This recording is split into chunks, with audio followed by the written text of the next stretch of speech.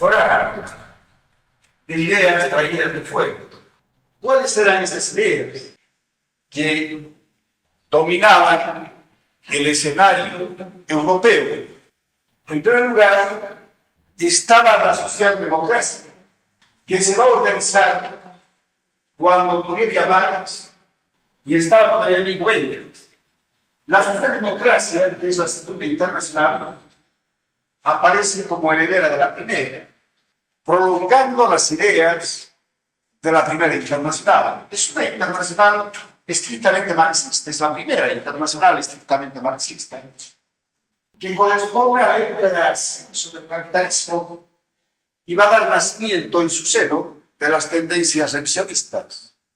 Al final, la socialdemocracia va a concluir como una negación de la teoría marxista, como una agencia de la burguesía imperialista que es ahora. Pero en ese momento ese era el marxismo. Por lo demás estaban las otras tendencias socialistas no proletarias, los que querían mejorar la sociedad, atenuar las preocupaciones de clase, dar una fisonomía más agradable al capitalismo. Innumerable cantidad de escuelas socialistas que plantearon la reforma del capitalismo, el mejoramiento del capitalismo.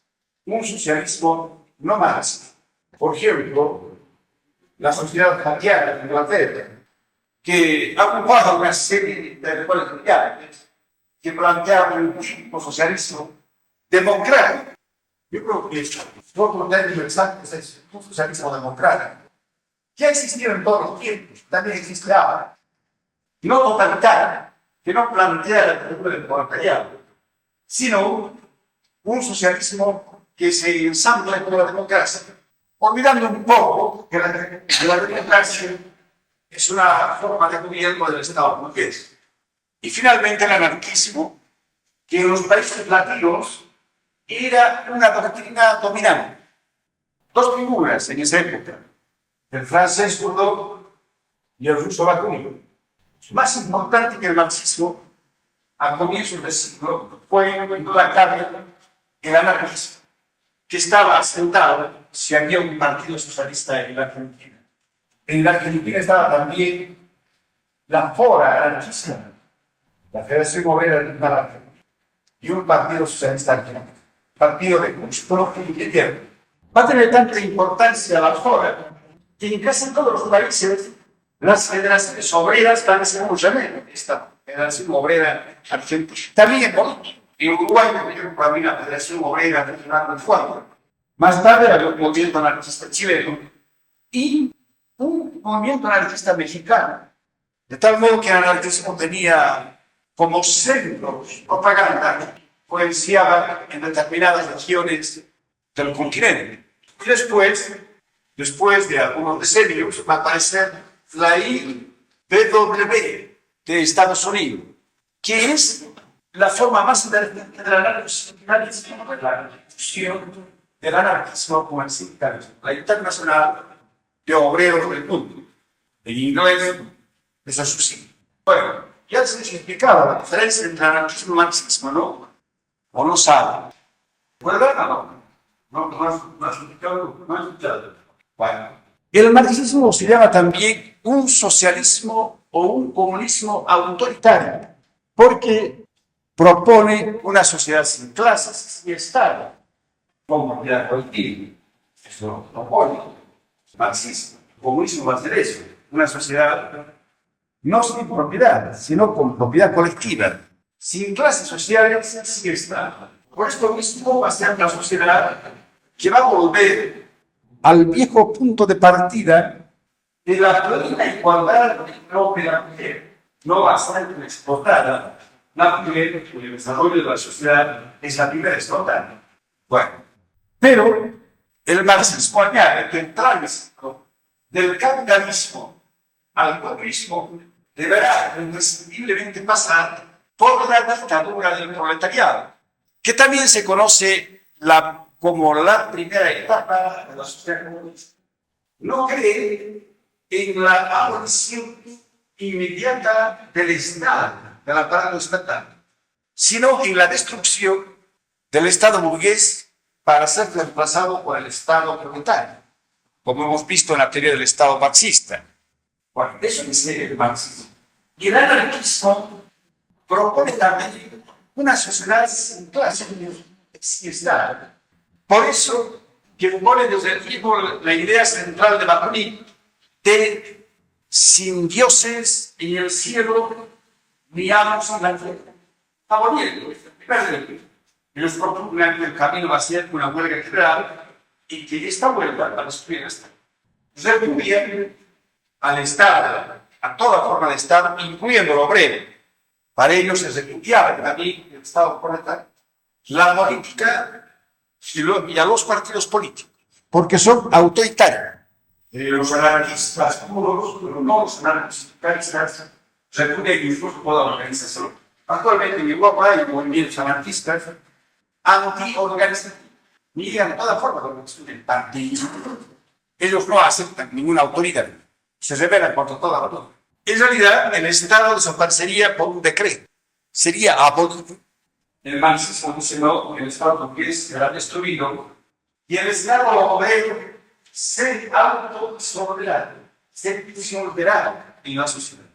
No será por un decreto. El anarquismo va a resolver todos los problemas con un decreto. Va a abolir todo, la autoridad y la propiedad.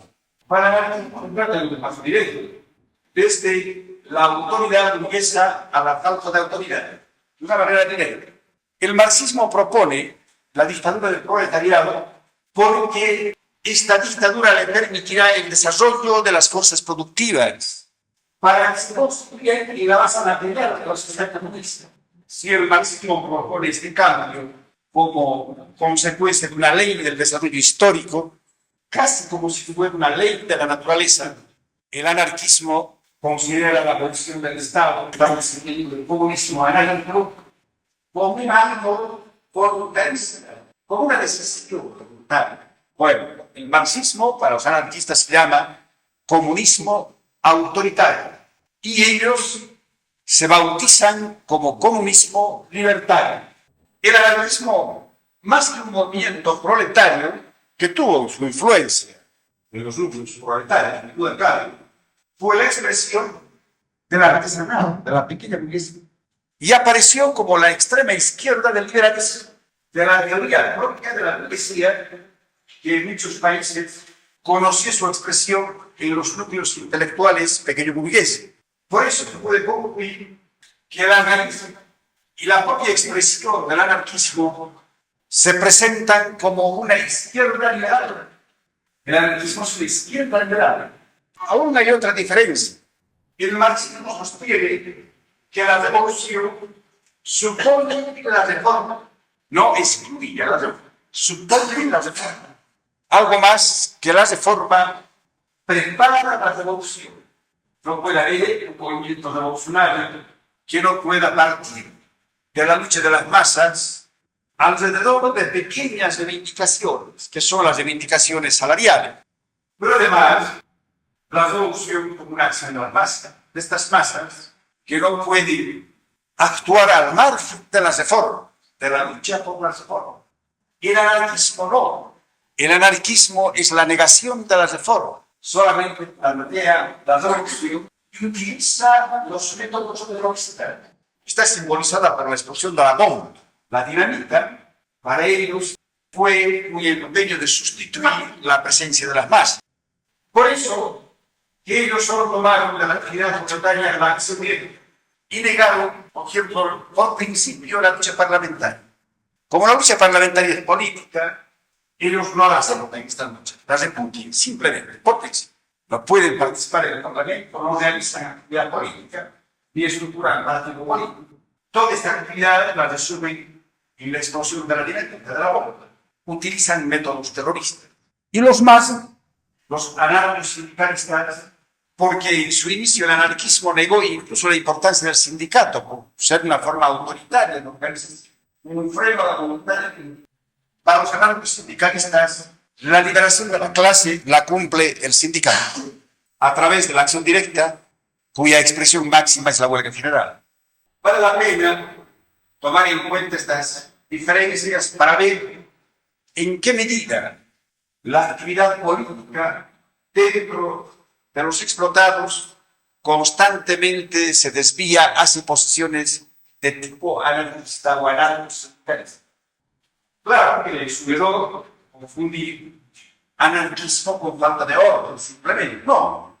El anarquismo es toda una concepción que busca transformar la sociedad. Una ideología típicamente pequeña burguesa, individualista, que es el polo opuesto del marxismo. Bueno, esas son las ideas que van a actuar como influencias decisivas en la formación del socialismo boliviano. Cuando decimos nosotros que a fines del siglo XIX los primeros núcleos obreros proletarios actúan bajo la bandera del liberalismo como parte de la fuerza explosiva que llevó a los liberales al poder, estamos subrayando que se trataba de un juego no diferenciado, es decir, sin elementos de conciencia de clase, sin elementos de conciencia de clase. Ustedes pueden tomar esto como un ejemplo de cómo la clase obrera es solo revolucionaria tendencialmente, como posibilidad, que no siempre está desde su inicio. No es revolucionaria cuando actúa en el seno de movimientos políticos propios de las otras clases, en este caso comercial.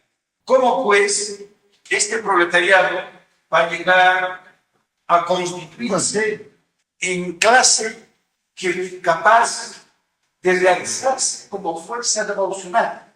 ¿Qué es el problema del socialismo? Para eso existe, por eso se explica y por eso se organiza. Es el problema central de la doctrina socialista, cualesquiera que sean sus matices. Ese es un propósito de los socialistas. Si ustedes recuerdan lo que hemos explicado, el sentido de que la clase obrera se emancipa cuando se vuelve consciente. Y que la conciencia de clase quiere decir conocer cuál es el rol histórico que juega esta clase dentro de la sociedad. Es decir, qué tareas le impone el desarrollo de la sociedad. Bueno, esa es la conciencia de clase. Sintetizando, debemos decir que la liberación de la clase obrera se va a producir cuando esta clase, desposeída de toda forma de propiedad de los medios de producción y del uso de la cultura, una clase inculta, va a usar la ciencia. Es decir, la ciencia social va a ser su herramienta de liberación. La ciencia social es la expresión de la conciencia de clase. Y nosotros llamamos a esta ciencia social marxismo. Otros pueden llamar otra cosa. Nosotros creemos que esta ciencia social es el marxismo porque es la explicación de las leyes del desarrollo de la sociedad capitalista. Pero hay otras proposiciones que pretenden ser la expresión de la ciencia. De una manera general, podemos concluir que la clase inculta y mayoritaria de la sociedad solo puede libertarse si usa la ciencia como arma liberadora. Porque solo la revelación de las leyes de la sociedad, que es la ciencia, estudiar un fenómeno con las leyes internas del desarrollo, solo la revelación de estas leyes puede hacerle comprender qué tareas le impone el desarrollo social. Por tanto, puede actuar de manera consciente para cumplir estas leyes, para lograr el cumplimiento de estas leyes, las leyes de la transformación de la sociedad. Hemos indicado que la conciencia de clase no es un fenómeno espontáneo en el seno de los trabajadores. No. Como actividad científica viene de fuera de él. Es decir, el elemento capaz de inyectar ciencia a la masa obrera es el partido político, el partido revolucionario. El problema del socialismo se puede sintetizar en el problema de la estructuración del partido revolucionario, que resulta un problema de ineludible solución. Hay que solucionar para hacer posible la superación de la sociedad actual. Porque solo a través del partido puede la clase obrera fusionarse con la ciencia, puede libertarse, si no, no se va a poder libertar. Por ejemplo, la teoría anarquista, que no es una teoría revolucionaria, porque no conduce a la transformación de la sociedad a través de este proceso, sino a la negación verbal de la sociedad burguesa, elude este problema fundamental, el problema de la conciencia de clase. Se basa en la actividad espontánea, es espontaneísta, mediatista. Esta es una tarea inmediata, no es mediata. Solo se da a través de la formación del partido político. El mediatismo o el inmediatismo es una seria desviación en el problema político y conduce directamente al anarquismo. Esas teorías que dicen que la liberación de la clase, la aparición del socialismo y de la propia conciencia de clase se genera de una manera espontánea en medio de los obreros, en realidad es a plantear un supuesto anarquista, que no es necesaria la presencia del partido político, porque si los obreros por sí solos pueden adquirir esa conciencia, pueden libertarse solos, no precisan el partido político. Bueno, entonces tomen en cuenta estas ideas para ver cómo se estructura el socialismo en Bolivia, es decir, cómo se estructura el partido político. Que no nos interesa el socialismo por el socialismo. Nos interesa de qué manera aparece en el país este instrumento de liberación de la clase, es el partido político. Bueno, como en todas partes del mundo, la clase obrera boliviana en el siglo XX va a vivir la experiencia dentro de los gobiernos y de la política de la clase enemiga. La clase obrera va a comenzar siendo organizada por el liberalismo, que el liberalismo es un partido popular y necesita usar a la clase obrera, a los artesanos, a los proletarios, como masa electoral y como fuerza de choque en su actividad callejera. Entonces, la primera experiencia de la clase es la experiencia liberal. Y la primera organización, como hemos visto en el bosquejo de la historia del movimiento obrero, la primera forma de organización de la clase obrera es la organización impulsada por los liberales. Política y organización de la experiencia. La ideología liberal, por la influencia de este movimiento internacional, la influencia ideológica liberal por la clase obrera, se va a expresar a través de formas organizativas socialistas. Un contenido burgués, liberal, democrático, bajo una forma socialista, una forma sindical. Ya hemos indicado que la clase obrera llega a ciertas conclusiones políticas partiendo de su propia experiencia, no partiendo únicamente de la propaganda literaria de los núcleos socialistas, sino de su propia experiencia. Los obreros van a seguir muy de cerca la experiencia del fracaso de la democracia. Esa es la experiencia de la clase obrera boliviana. Y los van a querer libertarse a través de la democracia burguesa. Van a ser los liberales, han sido los primeros elementos que han impulsado a los obreros a concurrir al Parlamento y a las comunas. Los primeros parlamentarios obreros han sido los militantes liberales, obreros liberales. Lógicamente, ellos querían el mejoramiento de su clase en el marco de la democracia. Entonces, podemos utilizar esta experiencia política dentro del liberalismo como la experiencia liberal alrededor de la estructuración de la democracia burguesa, que es un fracaso total. Lógicamente, con las características del país, se traduce en los ensayos que se hacen buscando efectivizar el sufragio libre del turno. Es la gran discusión dentro del liberalismo. Las tendencias liberales opositoras y las socialistas van a girar alrededor de esta discusión. ¿Cómo lograr el voto sin cohecho y sin presión? Eso de que las elecciones no gane la cabalgadura de autogestión, es decir, la autoridad. ¿Cómo puede el pueblo soberano expresarse con toda libertad? En otra palabra, la oposición al liberalismo de las clases obreras, y más tarde se va a presentar nuevamente este fenómeno, se produce como oposición al liberalismo oficial a través de los sectores liberales opositores. Por ejemplo, el Partido Radical y las ramas republicanas. Los obreros toman directamente a su partido, después de comprobar que el liberalismo no es su partido, sino que más bien van a agotar toda la experiencia de estas expresiones políticas de la clase dominante. Van a vivir la experiencia de los opositores al liberalismo oficial. Se van a volver republicanos, radicales, etc.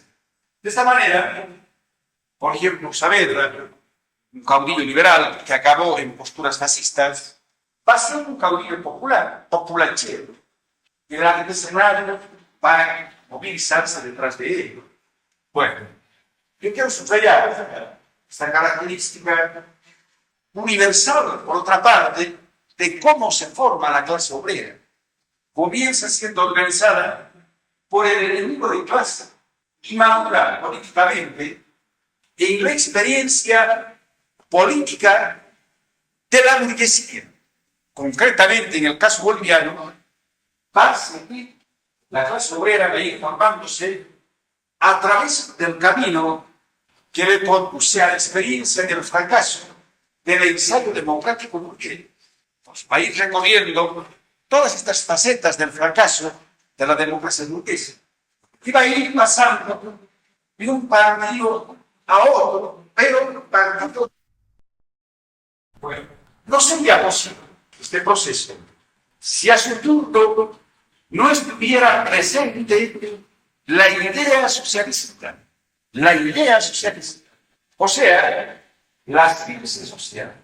La experiencia cotidiana y la acumulación de esta experiencia precisa el ingrediente de la ciencia socialista para transformarse en conciencia de clase o para que aparezca la conciencia de clase. Ahora vamos a mostrar de manera sintética cómo aparece, pues, esta idea socialista en Bolivia. El socialismo internacional y el anarquismo en alguna forma han tenido que llegar hasta la clase obrera boliviana. Y hemos indicado que han llegado siguiendo el propio canal o los canales intelectuales de la clase dominante. Han seguido los canales de los núcleos intelectuales burgueses. Por ejemplo, los canales universitarios. Los primeros propagandistas de la idea socialista han sido los jóvenes liberales.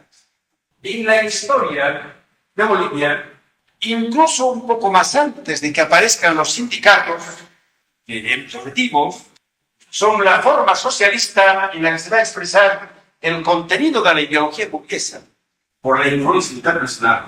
Encontramos un núcleo de propagandistas de la idea del socialismo, que es el grupo Agustín Astiazu, que aparece en el año 1904. Analizar lo que era este grupo es comprender por qué, sin sospechar los canales, llega el socialismo a Bolivia.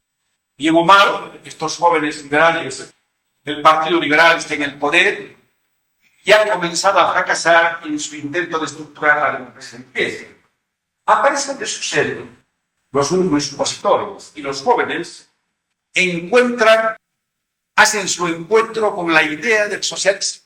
En esa época, donde el clima era adecuado para la aparición de la oposición al liberalismo dentro del liberalismo, el liberalismo estaba generando un anticuerpo que rápidamente va a adquirir una expresión socializante. En ese momento está en Bolivia un perseguido peruano, Lino Urquieta, que es un radical peruano. ¿Qué era el Partido Radical? ¿Qué era el radicalismo? El radicalismo era una corriente internacional de la clase media, de la pequeña burguesía, que sin plantear soluciones marxistas apuntaba hacia la formulación socialista de algunos problemas. Es algo así como una respuesta intermedia entre el liberalismo y el socialismo. Este radical, que viene de un país donde los pensadores más osados, más radicales, van a desembocar en el anarquismo como González Prada, un famoso escritor entroncado en la aristocracia peruana que comienza pregonando el anarquismo. Un país muy convulsionado y en el que está presente el problema indígena, más que político. Primero en el Perú. Por eso que el Perú tuvo tanta influencia en nuestra formación ideológica. También ahora, a comienzos del siglo, el Perú, a través de González Prada, de Urquieta, va a tener mucha influencia en nuestra formación mental. Este elemento agrupa a los jóvenes liberales universitarios que más tarde van a jugar un papel concreto en la política mundial. Van a retornar a la fuente primera del liberalismo.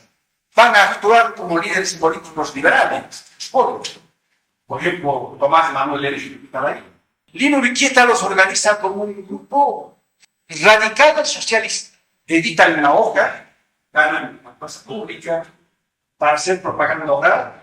Y la materia de su actividad propagandística era en alguna forma la difusión de algunas ideas marxistas. No es un socialismo cualquiera. No es ese socialismo democrático. Es un socialismo que pretende inspirarse en Marx, pero que no puede menos que estar marcada por la característica del izquierda. Es un marxismo totalmente desvirtuado por este socialismo democrático. Es una propaganda en contra de las desigualdades sociales. Es una repetición de algunas consignas estampadas por Marx y por Engels. Por cierto, son los primeros, al menos en lo que se sabe de documentación, son los primeros que popularizan esa frase que está estampada en el manifiesto comunista: proletarios del mundo unido. Ellos se rebelan contra el chauvinismo de los liberales y están planteando un internacionalismo. Ni duda cabe que a través de la influencia de Lino Urquieta, ellos van a comenzar a centrar su interés sobre el problema indígena. Y tampoco es casualidad que los mejores intelectuales de la época escriban en esta hoja de la sociedad de propaganda de Agustín Astiaga, que se llamaba, por ejemplo, Alcides Arguedas, un liberal que en momento alguno se apartó de su doctrina, salvo, quién sabe, cuando al final de sus días siente tanta admiración por el fascismo. Este liberal escribió en esta hoja, y probablemente bajo la influencia de este peruano, afrontó el problema del primero, que es el indigenismo político. Vamos a hablar después de la corriente indigenista en el Perú y en Bolivia, y su influencia en el socialismo. Pero el autor de Raza de Bronce, que es una gran novela, es algo así como la epopea de la rebelión de los indios, el indigenismo como problema social, fue un colaborador de esta hoja de propaganda. Este grupo propagandístico llegó directamente a los medios obreros, pero también tuvo mucha influencia en la ideología de la clase dominante. Por ejemplo, los profesores universitarios, los estudiantes, a través de esta propaganda, tuvieron que tomar una posición ante el problema del naciente socialismo. La difusión de las ideas socialistas se debió a un grupo formado por jóvenes liberales de izquierda. Estos jóvenes estudiantes que vienen del liberalismo constituyen un centro de propaganda socialista radical, o radical socialista, y lógicamente difunden algunos elementos del marxismo dentro del ambiente reformista de la Segunda Internacional, de la socialdemocracia, es el único material que encuentra. Pero bien o mal, estos elementos logran que algunos principios de la ciencia social penetren en la masa obrera en esa época, que es básicamente una masa artesana. ¿Y por qué fue posible que esta propaganda pudiese penetrar en los medios obreros? ¿Por qué razón? Porque hubo un sindicato la clase obrera va a ser su primera experiencia bajo el liberalismo y va a recorrer todas las sesiones del liberalismo alrededor del problema de la pobreza en los sufragios. Un objetivo, un tema que me interesaba directamente a la clase obrera, pero como la clase obrera comenzó creyendo que los liberales iban a liberarla, la clase obrera estaba seguro que el liberalismo podía darle su libertad y su bienestar cuando encuentran la frustración de sus intereses, no van directamente a su partido, sino que siguen las vicisitudes de la escisión del liberalismo, van por las ramas republicanas, las ramas radicales, etc. Esta experiencia dentro del liberalismo va a permitir que los trabajadores cuestionen la legitimidad de la dirección liberal de la burguesía. ¿Era o no era su dirección? Por tanto, se plantea la necesidad de su independencia de clase, no como una realidad, sino como una posibilidad. Ellos se van interrogando si sus sindicatos, por ejemplo, deben o no deben estar controlados por el gobierno, si deben ser sindicatos totalmente libres y además si deben o no estructurarse como partido independiente de la clase dominante. El año 1905 aparece la primera organización sindical, que es la Unión Gráfica. Y el año 1908, la Federación Obrera, la primera federación, la Federación Obrera de La Paz, que son organizaciones liberales. Sustentan la política liberal, sirven de base al liberalismo, son liberales. Después de la experiencia de los trabajadores bajo los gobiernos liberales, ellos se van a plantear la necesidad de estructurar sus propios sindicatos y su propio partido de manera independiente. Para llegar a esta conclusión han tenido que vivir inevitablemente la experiencia del gobierno liberal.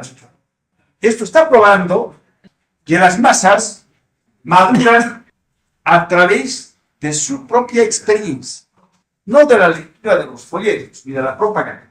Para que las ideas que contienen la propaganda puedan penetrar en las masas, es imprescindible este mínimo de experiencia. Por esa razón, la propaganda de ese grupo de jóvenes liberales, Agustín Azpiazu, puede penetrar en el movimiento obrero y ni duda cabe que contribuye a acentuar la independencia de clase, tanto en la organización de los sindicatos como en la posibilidad de la organización del Partido Obrero. Cuando hemos visto la teoría del partido político, hemos indicado que el programa ya es partido de una manera potencial, pero que el destino del partido es convertir la idea programática en acción, es decir, que se encarne en las masas. Para eso tiene que penetrar. Y que esta penetración precisa un mínimo de experiencia en las masas. Bueno, ese principio teórico, que es parte de la teoría del partido político marxista, ¿no? Ese principio comienza a confirmarse con esta experiencia. El programa imperfecto, reformista, que enarboló esta agrupación, Agustín Azpiazu, pudo encontrar eco en las masas, gracias a la experiencia que éstas vivieron experiencia negativa, que vivieron bajo los gobiernos liberales, ¿no? Bueno, si se preguntase quiénes son los precursores del marxismo en Bolivia, fuera de esos datos que hemos señalado, de cómo la propaganda contra el comunismo, el terror contra el comunismo, fue realizada por los prohombres de la clase dominante, los Arce, Baptiste, Belsu, etc., la difusión sistemática del marxismo tuvo como a sus precursores a estos jóvenes liberales organizados en esta entidad de propaganda radical socialista del Centro Agustín Azpiazu, que no en vano se llamaban así, porque hemos dicho en otro lugar que Agustín Azpiazu era un liberal de izquierda, un sabio, gran estudioso, que llevó sus ideas de liberal izquierdista al seno de las masas. Él armó barricadas en La Paz contra Melgarejo, barricadas donde estaban los artesanos, la clase obrera del siglo XIX. Por eso no es casual que estos jóvenes que tuvieron su primer encuentro con las ideas socialistas en sus lecturas universitarias hubiesen escogido el nombre de este ilustre, no solo pensador, sino luchador por la causa de la mayoría nacional, un liberal de izquierda del siglo XIX, Agustín Aspiazu. Bueno, mucho se discute en Bolivia, olvidando este antecedente que está consignado en impresos en el propio boletín de la sociedad. ¿Quién fue el introductor del marxismo? Y unos dicen que fue Tristán Maró y otros Ignacio Prudencio Bustillo. Que sin embargo, ninguno de ellos fue el precursor. Tristán Maró, en su juventud, fue un militante del Partido Saavedraista. Y el año 1920, el año 20, no el año 4, que es cuando hace propaganda el Centro Agustín Aspiazu, 16 años después de que los obreros conocen algunas ideas socialistas por obra de estos agitadores, Maró interviene en la revolución liberal dirigida por Saavedra, porque Saavedra era un liberal disidente, contra el liberalismo doctrinal que era el que estaba en el poder, contra el de izquierda, el último oligarca, se conoce en la historia boliviana. En 1920 Maró no es socialista, es liberal, es seguidor de Saavedra. Como emergencia de la victoria de la revolución, puede Gustavo Navarro, que ese es su nombre, viajar a Europa como cónsul en Nápoles. Y es entonces, después de los años 20, que él descubre en Europa las ideas socialistas, cuando ya estas ideas estaban circulando en el ambiente boliviano. Pero él va a encontrarse no con el socialismo de la Segunda Internacional, sino con el socialismo de la Tercera, porque mientras tanto ha tenido lugar la Revolución Rusa del año 17, que ha conmovido no solo a las masas del mundo entero, sino a los intelectuales. Por ejemplo, el movimiento de la Reforma del año 19 en Córdoba va a tener un profundo contenido socialista bajo la influencia de la conmoción rusa del año 19 o del año 17. Pero hay que preguntarse, ¿y el año 17 no tuvo influencia en Bolivia? Claro que sí. La penetración del capitalismo bajo el amparo del Partido Liberal va a permitir que en Bolivia aparezca la prensa moderna, esa que trae la noticia del caos, que las vibraciones del mundo entero se transmiten a través del caos.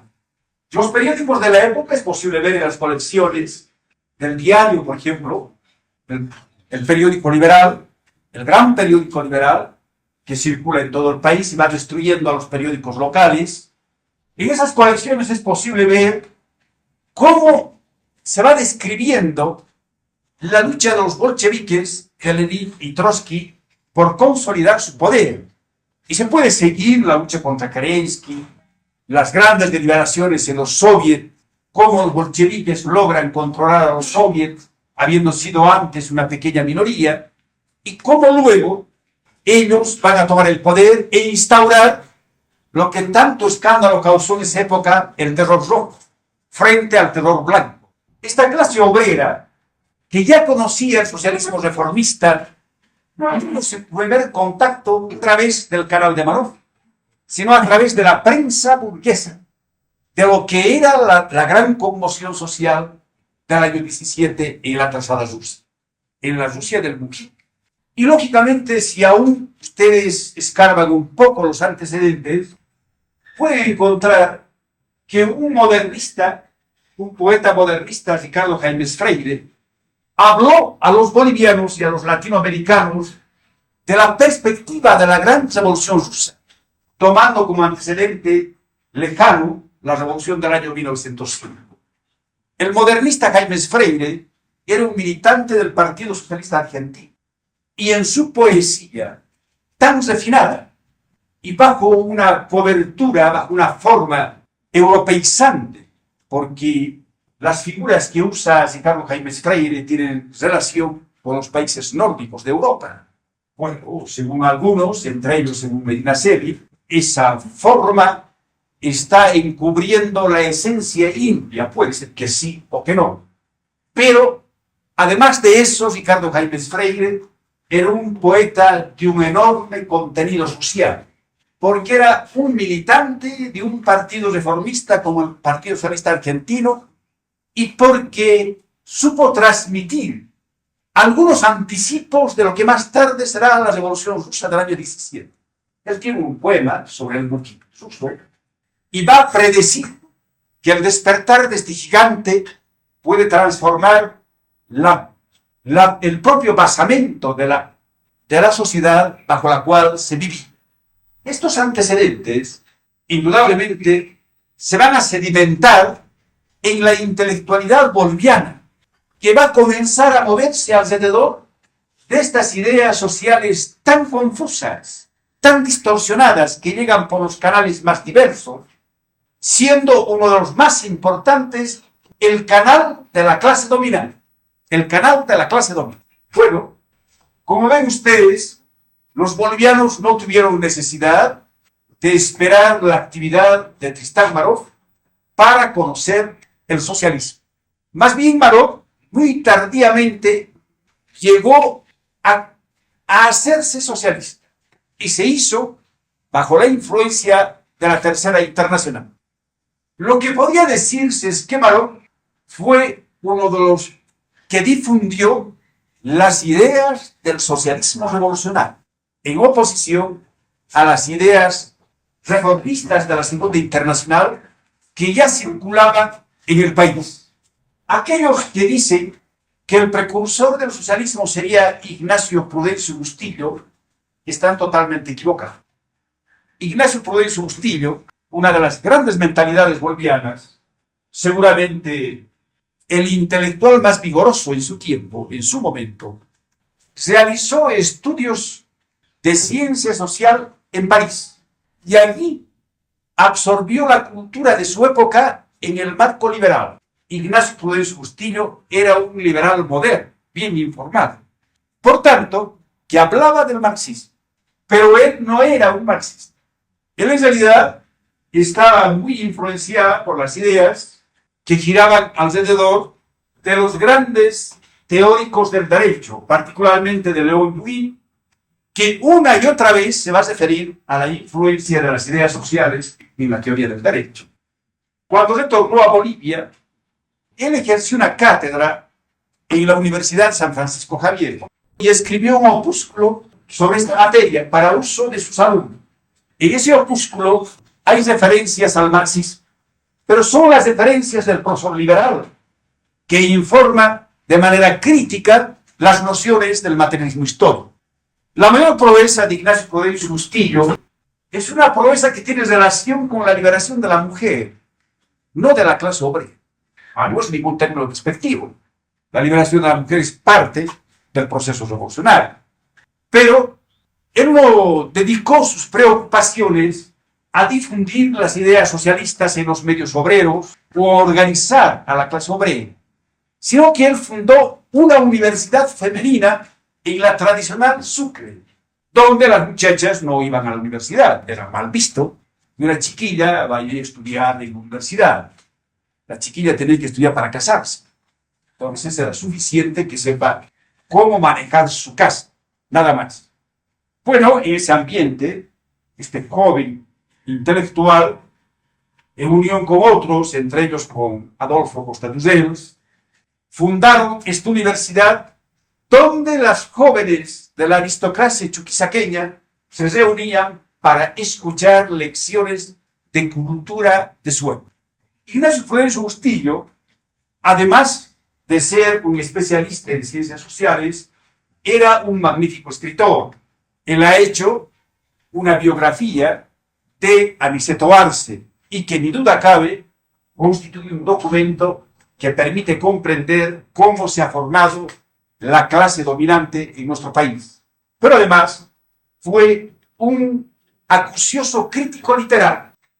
Las críticas más profundas y más sabrosas sobre los escritores bolivianos del pasado y de su época se deben a la pluma de Ignacio Prudencio Bustillo. Pero es erróneo, como dice, por ejemplo, Valentín Abesia, es erróneo sostener que Ignacio Prudencio Bustillo fuese un precursor del socialismo. No, los precursores fueron los jóvenes liberales, y en el terreno de la práctica, ni duda cabe que Andrés Ibáñez, cruceño, el igualitario, que murió fusilado en manos del ejército comandado por Daza.